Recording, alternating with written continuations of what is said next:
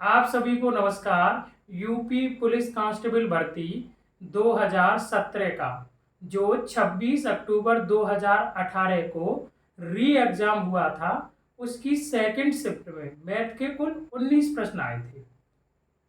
10 प्रश्नों को हम इससे पहले वीडियो में सॉल्व कर चुके हैं। तो यदि आपने उन 10 प्रश्नों की वीडियो नहीं देख रखी है तो वीडियो के डिस्क्रिप्शन में उसका लिंक दे रखा है, वहां जाके आप देख सकते हो। बचे हुए 9 प्रश्न आज हम इस वीडियो में सॉल्व करेंगे। तो चलिए देखते हैं प्रश्न नंबर 11। प्रश्न नंबर 11 है, 60 व्यक्ति किसी दीवार को बनाने में 36 दिन का समय लगाते हैं।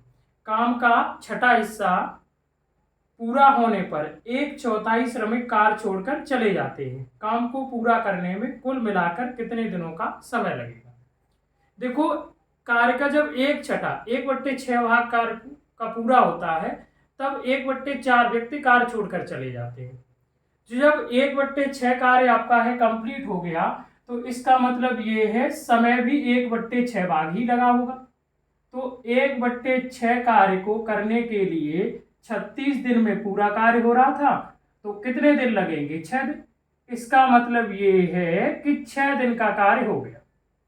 इसका मतलब ये है कि 6 दिन का कार्य है वो कंप्लीट हो गया। अब बचा कितने दिन का कार्य? 30 दिन का। अब 30 दिन का कार्य बचा, तो ये अगर 60 व्यक्ति रहते तो इस कार्य को है 30 दिन में समाप्त कर देते, बचे हुए कार्य को। लेकिन क्या हुआ कि व्यक्तियों 1/4 व्यक्ति कार्य छोड़कर चले गए। तो टोटल 60 व्यक्ति थे और 60 का 1/4 आप निकालोगे तो 4 का भाग 60 में देंगे, 15 निकल के आ जाएगा। इसका मतलब ये है कि 15 व्यक्ति कार्य छोड़ के चले गए, तो कितने रह गए? 45। तो 45 ये M2 हो जाएगा। हम वो वाला M1 D1 M2 और D2 वाला फॉर्मूला लगा देंगे, क्योंकि 30 दिन का कार्य बचा था, इसे 60 व्यक्ति पूरा करते।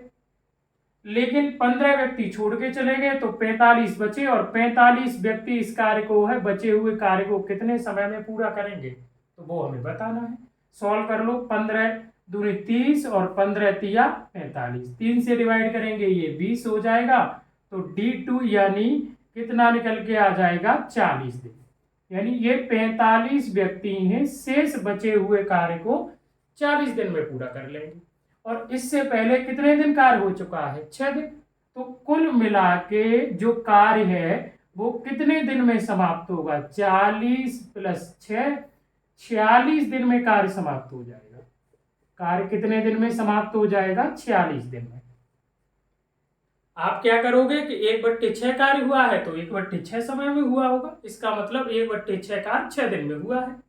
अब बचा 30 दिन का कार्य। अब ये 30 दिन का कार्य, ये 60 व्यक्ति हैं, शेष कार्य को 30 दिन में कर लेते। लेकिन ये 60 व्यक्ति 30 दिन में कर लेते, लेकिन 15 व्यक्ति छोड़ के चले गए, तो 45 व्यक्ति बचे, और 45 व्यक्ति इस शेष कार्य को कितने दिन में समाप्त करेंगे? 40 दिन में हमने निकाल लिया। और 6 दिन ये, तो टोटल कितने दिन कार्य को समाप्त होने लगेंगे? 46 दिन। तो प्रश्न नंबर 11 का जो उत्तर सही होगा वो ऑप्शन नंबर ए 46। चलिए देखते हैं प्रश्न नंबर 12। प्रश्न नंबर 12 है, किसी वस्तु पर प्रॉफिट लॉस का प्रश्न है। किसी वस्तु पर 23% का लाभ और 9%, किसी वस्तु पर 23% का लाभ और 9% की हानि के बीच का अंतर 928 रुपए है। यहां पर विचाराधीन वस्तु का क्रय मूल्य क्या है? इस प्रश्न का मतलब यह है कि एक वस्तु को जब आप 23% लाभ पर बेचते हो, 23% लाभ पर बेचते हो, यानी कि वस्तु का क्रय मूल्य कितना मैंने मान लिया? 100, और 100 रुपए की वस्तु 23% लाभ से बेची जाएगी तो कितने में बेची जाएगी? 123 में। और उसका कहने का मतलब यह है कि और इसी वस्तु को अगर आप 9% की हानि पर बेचते हो, 9% की हानि पर 100 रुपए की वस्तु को बेचोगे, 91 में बेची जाएगी। तो दोनों जो विक्रय मूल्य हैं, सेलिंग प्राइस है, उनका डिफरेंस दे रखा है। लेकिन प्रश्न को पढ़ के ये लग रहा है कि प्रॉफिट और लॉस के बीच का डिफरेंस दे रखा है। प्रॉफिट और लॉस के बीच का डिफरेंस नहीं, दोनों उस वस्तु को, एक वस्तु को एक बार प्रॉफिट पर बेचा जाता है और एक बार लॉस पे बेचा जाता है, तो दोनों जो सेलिंग प्राइस हैं, लॉस और प्रॉफिट वाले, उनका डिफरेंस दे रखा है। अगर यहाँ देखा जाए तो आप ये बताना कि जो डिफरेंस है दोनों सेलिंग प्राइस में, विक्रय मूल्य में, कितना है? 32 रुपए है या 32 इकाई है। लेकिन रियल में देखा जाए तो कितना है? 928 रुपए। तो हम कह सकते हैं 32 इकाई का मान 928 होगा। 32 दूनी कितना हो जाएगा? है 64। 32 दूनी आपका है 64, और फिर उसके बाद है कितना बचेगा? 32 दूनी 64, और फिर बच जाएगा है ये बचेगा है 32, ये 64 इससे घटाओगे 12, 8, और ये है 2, 28, और 8 का उतारा ले लेंगे। 8 का उतारा लेंगे, फिर 32 का भाग है इसमें जाएगा, वो 9 बार चला जाएगा। तो एक इकाई का जो मान निकल के आएगा वो 29 रुपए निकल के आएगा। और आपसे पूछा है वस्तु का है कॉस्ट प्राइस, तो वस्तु की जो क्रय मूल्य है वो 100 इकाई है, तो कितना हो जाएगा? 2900 रुपए। वस्तु का जो क्रय मूल्य होगा वो कितना होगा? 2900 रुपए। तो प्रश्न नंबर 12 का जो उत्तर होगा वो ऑप्शन नंबर सी होगा, 2900। चलिए देखते हैं प्रश्न नंबर 13। प्रश्न नंबर 13 है वो डिस्काउंट का प्रश्न है। प्रश्न नंबर 13 है, किसी खिलौने का अंकित मूल्य 2100 रुपए है। किसी खिलौने का अंकित मूल्य है वो 2100 रुपए है। इस पर सेल के दौरान दो उत्तरोत्तर छूट 20% और 15% की दी गई थी। खिलौने का विक्रय मूल्य बताना है। तो इस जो अंकित मूल्य पर है दो छूट दी गई है। पहली छूट 20% की है, तो पहली छूट देने के बाद जो कीमत रह जाएगी वो कितनी रह जाएगी? अंकित मूल्य का 80%। ये कीमत रह जाएगी, मैंने निकाल ली। अब ये कीमत रह जाएगी, अगली जो छूट है 15% की, वो इस पे दी जाएगी। और जब 15% की छूट दी जाएगी तो ये बताना कितनी कीमत रह जाएगी परसेंटेज में? 85। तो इसका हम 85% निकाल लेंगे। 2 जीरो से ये 2 जीरो कैंसिल हो जाएंगी। 20 चौके 80 और 20 पंजे 100।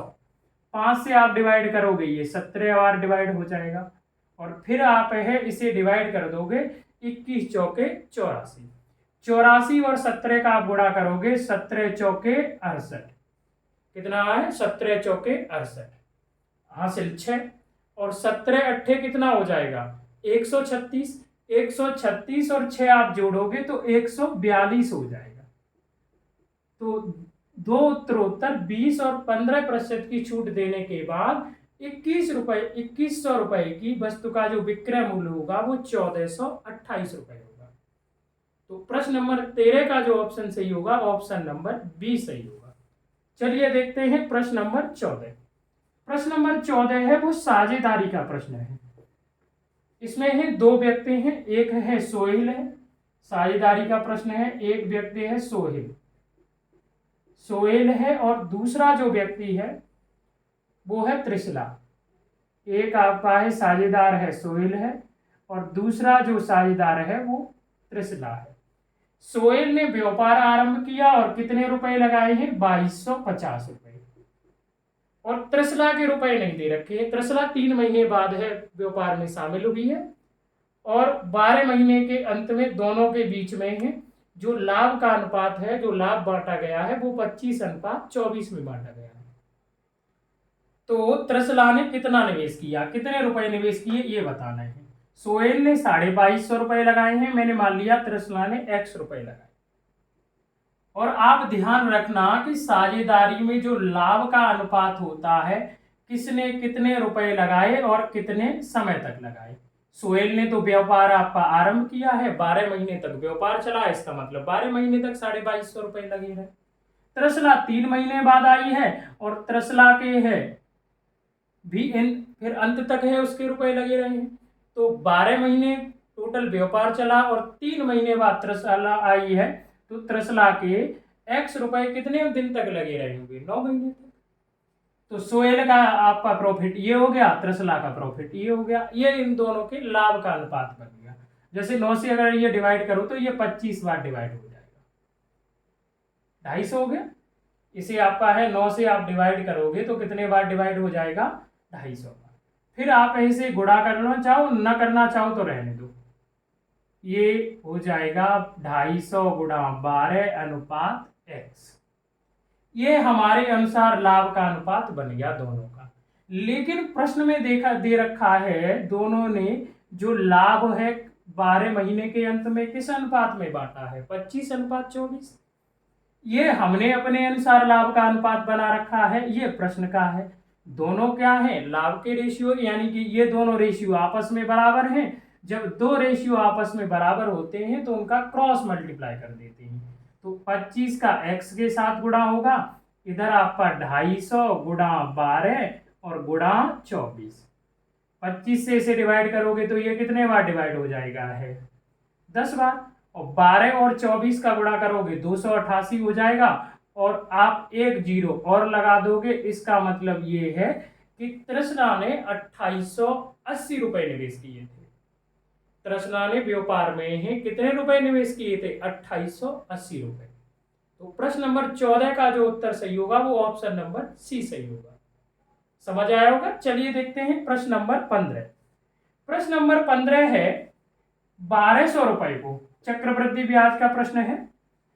1200 रुपए को 2 साल के लिए, 1200 रुपए को 2 साल के लिए 10% वार्षिक चक्रवृद्धि ब्याज पर दिया जाता है, तो अर्जित ब्याज कितना होगा? तो पहले आप परसेंटेज में निकालोगे, 2 वर्ष में टोटल प्रतिशत में ब्याज कितना हो जाएगा। और परसेंटेज में सीआई निकालने का जो फॉर्मूला है मैं पहले भी बता चुका हूं, x plus by x into by upon 100। x यहां पर प्रथम वर्ष की दर है, बाई दूसरे वर्ष की दर है, लेकिन इस प्रश्न में दोनों वर्ष में 10% और 10% का ही रेट रहा है, समान दर रही है। तो यहाँ x की जगह भी आप 10% रखोगे और y के स्थान पर भी 10% रखोगे। यदि आप अलग अलग आता, अलग अलग दोनों वर्ष की दर होती तो अलग अलग रखती। इसे सॉल्व करेंगे तो इसे सॉल्व करने के बाद जो आ जाएगा वो कितना आ जाएगा? 1%। तो 10 और 10 20 और 1 21, यानी कि टोटल 2 बार वर्ष में देखा जाए तो परसेंटेज में जो चक्रवृद्धि ब्याज होगा वो 21% होगा। अब ये 21% किसका मिलेगा? मूलधन का। और मूलधन कितना है? 1200। और 1200 का आप अगर 21% निकालोगे तो जो निकल के आ जाएगा 12 एकम 12 यहां से 1, 12 दूनी 24, 1 25, 252 रुपए। तो 1200 रुपए पर 10% की वार्षिक चक्रवृद्धि ब्याज की दर से 2 वर्ष का जो चक्रवृद्धि ब्याज होगा वो 252 रुपए होगा। तो प्रश्न नंबर 15 का जो ऑप्शन सही होगा वो ऑप्शन नंबर डी सही होगा। समझ आया होगा। चलिए देखते हैं अगला प्रश्न, प्रश्न नंबर 16। प्रश्न नंबर 16 है 990। ये साधारण ब्याज का प्रश्न है। प्रश्न नंबर 16 है 990 रुपए पर 5 वर्षों में 16% वार्षिक ब्याज, वार्षिक दर से अर्जित सामान्य ब्याज क्या होगा? 990 रुपए मूलधन है, 5 वर्ष का टाइम है और 16% की दर है। और आपको पता है साधारण ब्याज प्रत्येक वर्ष समान मिलता है। पहले वर्ष 16% मिलेगा, दूसरे वर्ष भी 16% मूलधन का मिलेगा, तीसरे वर्ष भी मिलेगा। यानी कुल मिला के अगर यहाँ पर चक्रवृद्धि ब्याज की तरह टोटल 5 वर्ष का परसेंटेज में ब्याज देखा जाए तो 16 पंजे 80% होगा। और वो भी किसका होगा? मूलधन का। और मूलधन आपको कितना दे रखा है? 990। 990 का आप 80% निकालना तो कितना निकल के आ जाएगा ब्याज? 8 ने 72 हासिल 7, 8 ने 72 और 7 कितना हो जाएगा? 79,792 रुपए। यानी 990 रुपए पर 5 वर्ष में 16% वार्षिक ब्याज की दर से साधारण ब्याज जो होगा वो 792 रुपए होगा। तो प्रश्न नंबर 16 का जो ऑप्शन सही होगा वो ऑप्शन नंबर डी सही होगा। सीधा सीधा आप परसेंटेज में ब्याज निकालो। समझ आया होगा। चलिए देखते हैं प्रश्न नंबर 17। प्रश्न नंबर 17 है वो औसत का प्रश्न है।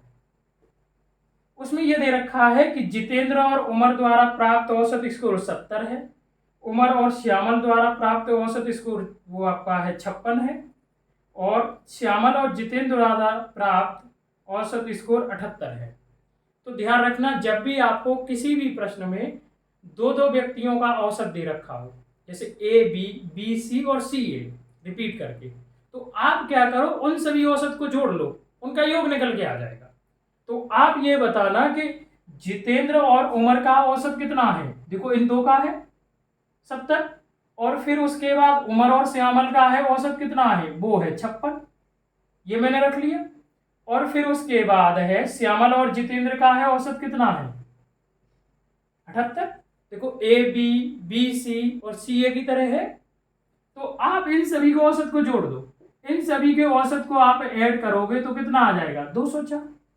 यानी कि ये आपका जो निकल के आया वो तीनों के अंकों का योग निकल के आ गया। जब भी आपको ये वाली कंडीशन दे रखी हो, ए प्लस बी यानी ए और बी का औसत दे रखा हो, बी और सी का औसत दे रखा हो, और सी और ए का औसत दे रखा हो, देखना यहाँ ए डबल है, बी डबल है, सी डबल है, ऐसा ही इस प्रश्न में है। जितेंद्र और उमर का दे रखा है, और उमर और श्यामल का दे रखा है, और उसके बाद है श्यामल और जितेंद्र का दे रखा है, तो सभी के औसत को आप जोड़ दोगे, तीनों का योग निकल के आ जाएगा, तीनों का योग निकल के आ जाएगा। और अब जब आपको है 3 व्यक्ति हैं उनके स्कोर का योग है, तो आप औसत निकालोगे, तो औसत क्या होता है, योग बट्टे संख्या, योग 204 है, संख्या 3 है, तो आप भाग दोगे 3 छिक्के 18, और 3 छिक्के 18 और 3 छिक्के 18, 2 बचेगा, 3 8 24, कितना निकल के आ जाएगा 68। 3 का भाग है 204 में दोगे कितना आ जाएगा 68 निकल के आ जाएगा। तो इन तीनों के जो औसत स्कोर होगा वो कितना होगा 68 होगा। प्रश्न नंबर 17 का जो ऑप्शन सही होगा वो ऑप्शन नंबर बी सही होगा। चलिए देखते हैं प्रश्न नंबर है 18। प्रश्न नंबर 18 है